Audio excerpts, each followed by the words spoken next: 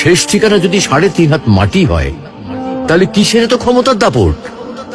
ভোর 5টায় মৃত্যু, সকাল 6টায় জানিয়ে দেওয়া হবে মাইকে, 8টায় শেষ গোসল করানো হবে, 9টায় তোমাকে নতুন কাপড়ে সাজানো হবে, জোহরের নামাজের পরে তোমার আলিশান বাড়ি থেকে বের করে নিয়ে যাওয়া হবে, 2টায় তোমার জানাজার নামাজ পড়ানো হবে, 2:30টায় তোমাকে কবরে নামিয়ে ফেলা হবে। মাটি দেওয়া শেষ হয়ে গেলে কেউ তোমার জন্য দোয়া করবে, আর কেউ চলেও আসবে। এই তো জীবনের শেষ আয়োজন।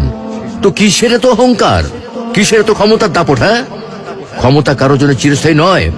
অন্যায় ভাবে কাউকে ঠকালে একদিন ঠিক নিজেকেও ঠকতে হবে, এটাই নিয়ম। হ্যাঁ, এটাই নিয়ম। ভোরের সূর্যোদয়ের আলোতে যে পৃথিবী আলোকিত হয়, সন্ধ্যার সূর্যাস্তে তা আবার হারিয়ে যেত দেখি। অসত্য দিয়ে সত্যকে কখনো ঢেকে রাখা যায় না। প্রকৃতি বড়ই নির্মম, কবে কখন কোথায় কার উপর আঘাত হানে তা একমাত্র উপরওয়ালাই ভালো বলতে পারেন।